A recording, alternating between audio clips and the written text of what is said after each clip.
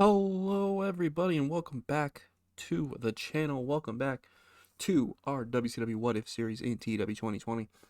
We are in the first week of April of 1997, and we are on the road to Spring Stampede. We have two huge matches tonight, as it is the world title on the line in a fatal four-way matchup with all four members of the NWO having to fight each other in this matchup. Bret Hart defending against Paul Levesque, Jerry Lynn, and Sean Waltman. And we also have a big four-way main event, a big four-way match as well between Owen Hart, Dean Malenko, Steve Austin, and Dustin Rhodes. Should be a very, very great show tonight. We will have to dive into the action and see what happens. We are invading WWF's territory because we are running MSG here today in front of 19,598 people in Madison Square Garden. The New World Order come out. Apparently, they are opening up the show with that four-way world title matchup. Commentators talk about how they wanted to open the show so they could leave early tonight because they don't want to be here. They don't want to be here around. They don't want to be here in this environment, really, I guess. Once the bell rings for the match, Sean Waltman walks over to Bret Hart looking all cocky before he puts his finger on Bret's chest, kind of stab it at him like, ha, you, all that stuff. Bret grabs his hand, and Sean Waltman immediately taps out to the grabbing of the hand. The crowd boos loudly as Eric Bischoff grabs a mic and starts introducing Bret Hart as the winner of the matchup. The NWO got us. They screwed us over. They found a way to get out of this apparently fatal four-way matchup, as apparently Bret Hart retains the WCW World Heavyweight Championship in this match. However, Roddy Piper comes out afterwards, a smirk on his face. Bischoff asks, "What's so funny?" Piper says that clearly they didn't read the contract for this match too closely. Piper said that in the event that there was some sort of bullshit ending like this, then there would be a world title defense next week on Nitro. It will be Bret Hart defending against Cactus Jack. And if any member of the New World Order gets involved in that match, then they will be stripped of all of their championships. Bischoff loses his mind as Piper waves to them before heading to the back, with the crowd cheering loudly at that announcement. So, unfortunately, the fatal four-way match did not happen as planned here tonight, but we now have a main event for next week. Bret Hart will defend the WCW World Heavyweight Championship against Cactus Jack. It's going to be interesting because, those four men that won the uncensored main event, they should be getting title shots here soon. There's not really any defined time length for that. They're just, not allowed to have it forever kind of thing. But yeah, we're gonna have to see how that all plays out. We're gonna have to see if Bret Hart can retain against Cactus Jack, and next week on Nitro. After that, Dustin Rhodes is backstage. He's not in the ring. He's backstage, and he talks a little bit about the main event match tonight. Says he's not exactly thrilled about having to face Owen, Austin, and Dean Malenko, but he's, just because he has respect for all of them, but he's willing to do it so because he's a fighting member of the roster, and unlike those New World Order punks, he actually does go out there and compete for the fans and compete, continuously and all that. But he has a problem. He has a problem because at Uncensored, he was eliminated unfairly from the matchup because of Steven Regal. Now, he doesn't know what Steven Regal's issue is with him. He lost a match a few weeks ago on Nitro to him. He lost that one-on-one matchup to Dustin Rhodes. And Rhodes doesn't know why Regal has that much of a problem with him. But Dustin Rhodes is a fighter. Just like he said. He's a fighter. He'll fight anybody. He'll fight everybody. He will fight and compete. And if Steven Regal has an issue, all he has to do is just meet him in the ring, and they can resolve that issue once again. 86 rating for that segment as we as Dustin Rhodes is clearly a little confused as to why Steven Regal did what he did, but we, we'll have to see how that plays out in the future. Then after that, our opening contest sees Booker T in his in-ring return after a month. I mean, it wasn't injured, but, technically he was injured. He was taken out by his brother and all that. But he makes his in-ring return after a month and defeats Big Bubba Rogers in 8:18 by pinfall with a Harlem Hangover. 77 rating for the match. Good lord. 77 from Booker T, 56 from Big Bubba Rogers. Booker T benefited from having a hot new move. Miss Alexandria York did some good work at ringside. She's managing Big Bubba Rogers now. She's getting a little bit of a, she's got a couple people she's managing now, so she's starting to make herself a little known here. But 77 rating as Booker T gets the victory here on Nitro. After the match, Stevie Ray comes down, and they start fighting with each other as a host of road agents and staff have to pull them apart. Gets a 67 as it gains heat for the storyline. Going to eventually have to, eventually you got to imagine these two are going to end up fighting each other.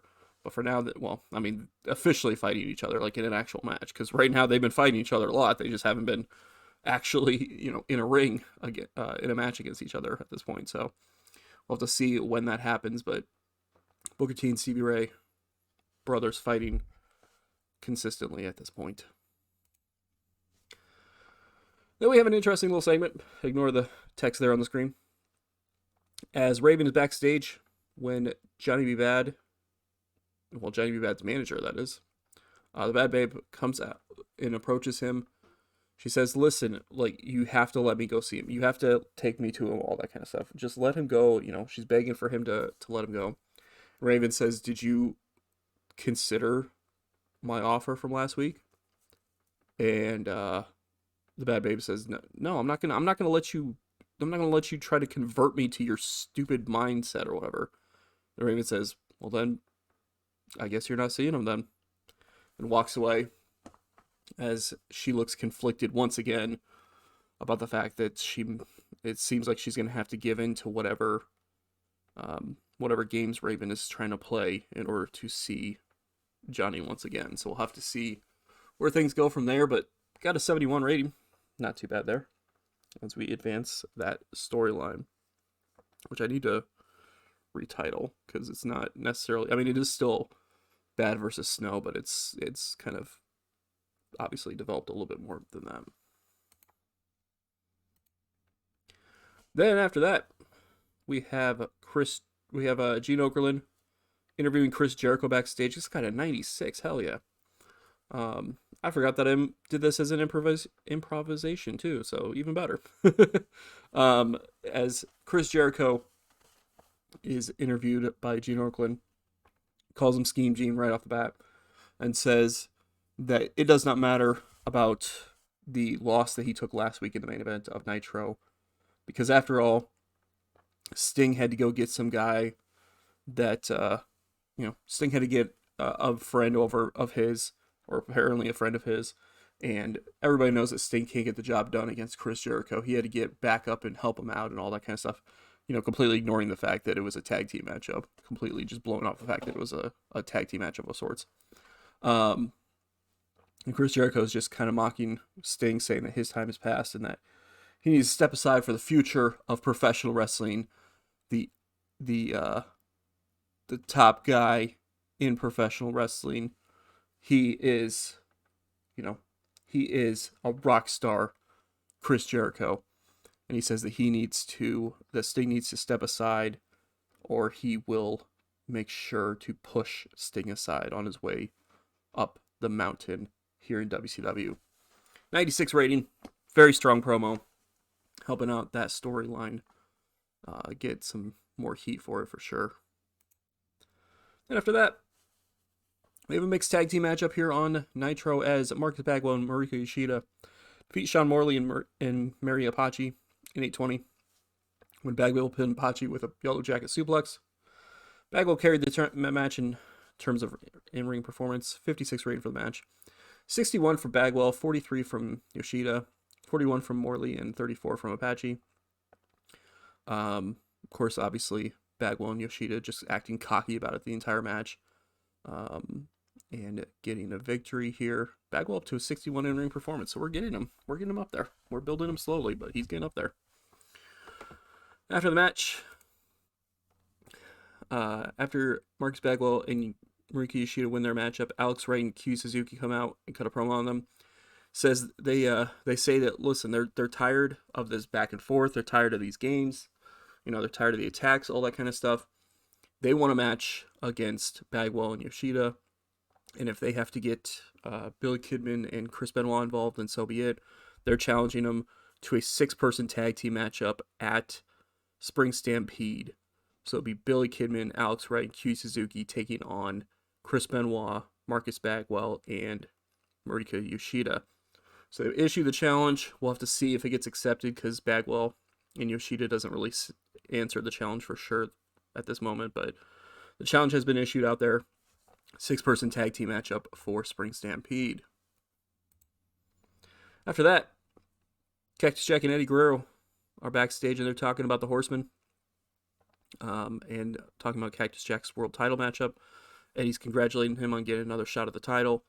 Says that he looks forward to watching Cactus Jack beat Bret Hart for the title and hoping that he can get a shot at that title once Cactus wins it. Cactus says, of course, Eddie's, of course, they've kind of become friends recently, however, so of course he would be honored to give Eddie Guerrero a shot at the title once he wins it next week. But he can't look, just because he's got a world title matchup ahead of him, doesn't mean that he can forget about the issues with the Horsemen recently. He's still got Eddie's back.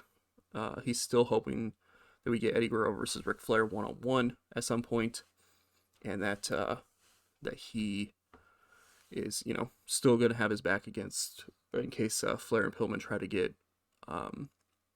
go after Eddie or anything like that.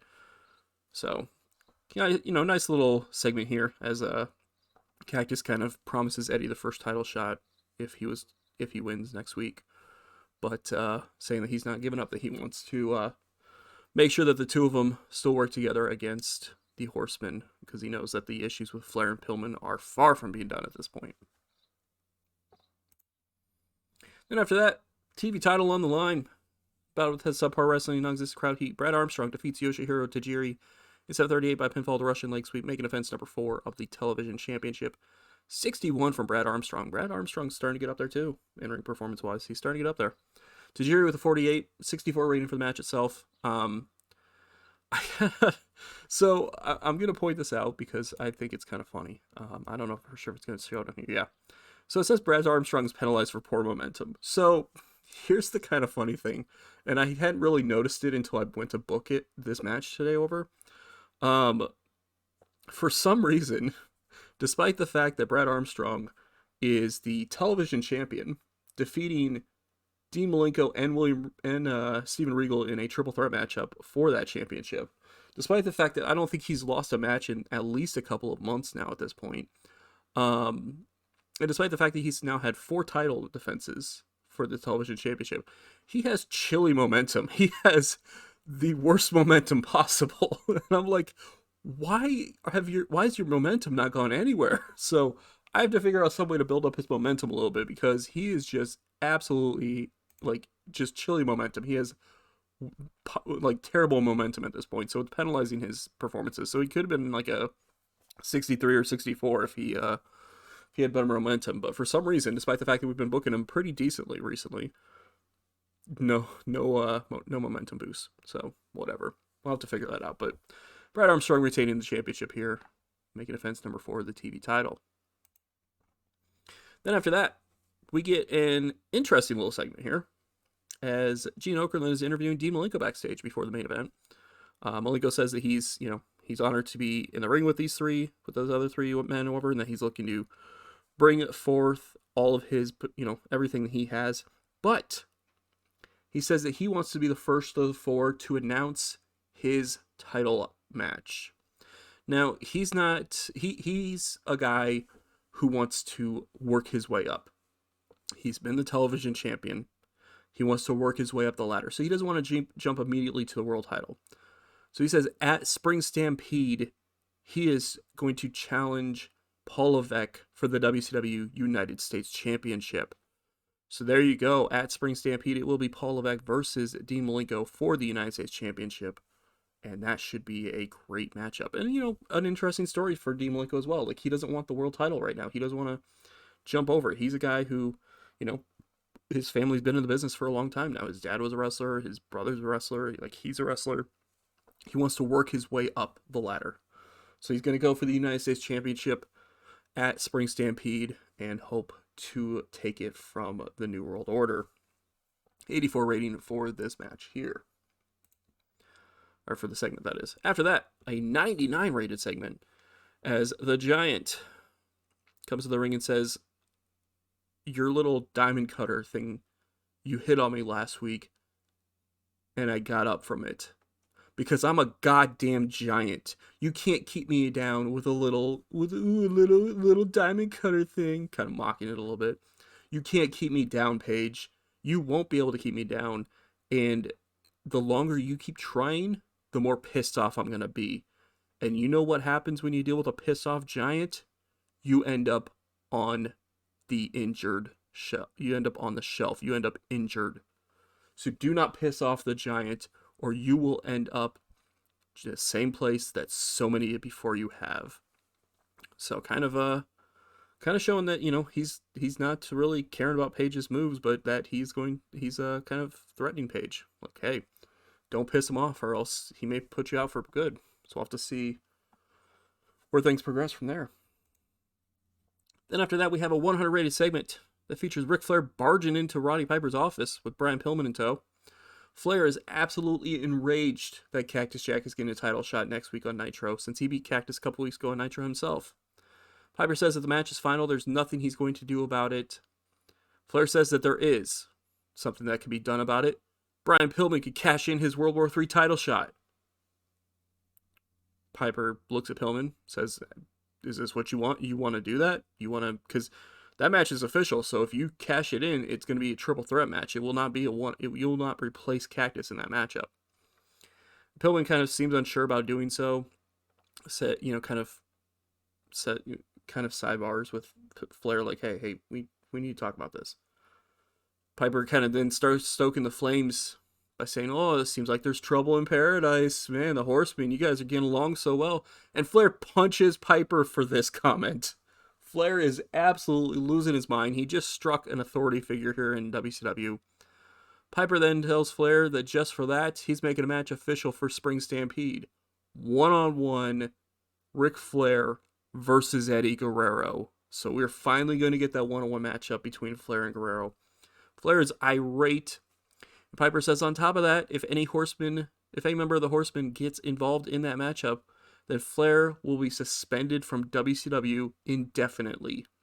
Flair is losing his goddamn mind, starts throwing stuff around, but Pillman is somehow able to drag him out of Piper's office to keep any further damage from happening. So, the Spring Stampede card is quickly forming at this point, as we now have 2 matches for sure on the card, with potential of a third. We have the United States Championship on the line, Dean Malenko challenging Paul Levesque, and now we finally, after months of waiting, we will finally get that one-on-one matchup between Ric Flair and Eddie Guerrero. So that should be huge there. Then after that, in our main event, a very strong rated main event. I will take that for sure. In about the head Superb Wrestling in Great Heat, Owen Hart defeats Dustin Rhodes, Dean Malenko, and Steve Austin in a Fatal 4-Way matchup in 20.5 minutes when Owen Hart gets Dustin Rhodes to submit to a sharpshooter. Steven Regal came out and distracted Dustin Rhodes during the matchup. But Owen Hart gets the submission victory, a 90 rating, 87 from Rhodes, 83 from Malenko, 88 from Owen, and 97 from Steve Austin. Very strong performances all around. A 90 rated main event here. And because of this, Owen Hart gets a mic afterwards and says that he's kind of a little bit of respect shown. Steve Austin and Dustin Rhodes and Dean Malenko kind of all shown respect to each other a little bit. Austin's kind of a little upset he couldn't win, but he's still shown respect to her. And Owen Hart gets a mic and says, you know what? Because I won this matchup, I feel like I get the next I get to announce my intentions first before the other two in this matchup that haven't announced their intentions.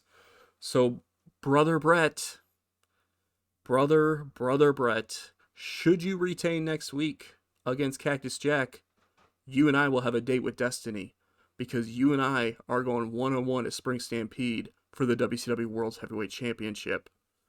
So there you go. Owen Hart versus Bret Hart at Spring Stampede for the WCW World title.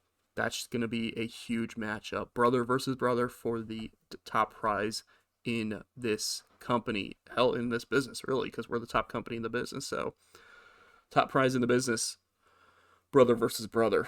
That should be a hell of a match for sure. 78 rating for that segment. The show gets a 93 rating. We ran Madison Square Garden and pulled off a 93 rated show. Let's freaking go. Increase our popularity in 44 regions. Very, very hot stuff there indeed. Very hot stuff there. Cannot complain about that in the slightest. So, something that was a little kind of interesting. Obviously, with it being the first of the month, that means that there were contracts up. And a few of the contracts that came up for WWF, I was very kind of tempted to try to go for, just for the heck of it. I will say them because I didn't actually go for any of them. Henry O. Godwin's contract was up, and I was like, he wouldn't be a bad like mid-card wrestler to bring in, but I decided not to go for him. And then Sonny's was up, and I was like, man, Sonny could be a good manager for somebody here in WCW. Like, she could go and be paired up with somebody. Hell, she could even, go and be part of the NWO. Like, she could be part of that group and be kind of part of the group along with Ted DiBiase and Eric Bischoff as being like the sideline people, the people outside the ring. And I went to go sign her, and she's on great terms with Bret Hart, which, obviously. But her and Percy Pringle do not get along at all. And I'm like, damn, I really don't want to piss off Percy Pringle, though. So I ended up not going for her after all. Because I didn't really want to piss him off, because he's managing Vader right now. He's managing Bam Bam when Bam Bam comes back. And he's doing a really good job for me manager-wise, so I really don't want to piss him off. But yeah, that was, when I saw that, I was like, huh, that's a thing. Anyway, ratings for the week. Once again, tops. Raw getting up there, though. Raw got 7th of the night, so we can't complain about that. They had a 75 rated show. But we are 4th. We have beat Roseanne once again, and are slowly inching our way up towards those numbers for ER. We'll have to see if we can get there. Raw this week had Shawn Michaels and Warrior defeat Diesel and Scott Hall in the main event with a 93 rating. But then the rest of the show was a little rough. Also, they had Hikaru Hokuto win the WWF Women's Championship for the 3rd time. So, while our champion, Megumi Kudo, who unfortunately was not in the ring on the show, but she was on the outside managing Dean Malenko during the main event, while she's been the only champion we've had of that so far, Hikaru Hokuto has already won the title 3 times. So, kind of I don't want to say flip-floppy, but kind of bouncing the title around a lot there in WWF. But nevertheless, thank you all for watching. Definitely appreciate it. Hopefully you guys are excited for Spring Stampede, especially with those 3 confirmed big matches happening right now. World title on the line, brother versus brother, Bret versus Owen, if Bret can successfully retain next week against Cactus Jack. If he can't, then I guess it's going to be Cactus versus Owen, which would be an incredible matchup as well, honestly. I'd be okay with either one, but end of the day, Owen's Hart's getting a WCW World Heavyweight Championship match at Spring Stampede. It'll just be either Bret or Cactus that will be defending against him. And then we will also have Dean Malenko challenging Paul Levesque for the WCW United States Championship. And of course, after months of Eddie trying to get it, he will finally get that one-on-one matchup against Ric Flair with the Horsemen banned from ringside, or banned from interfering in the match. So even better for him, because then that means he gets that one-on-one opportunity with Flair. He gets to try to defeat Flair one-on-one. So thank you all for watching. Definitely appreciate it, and we'll catch you in a future video.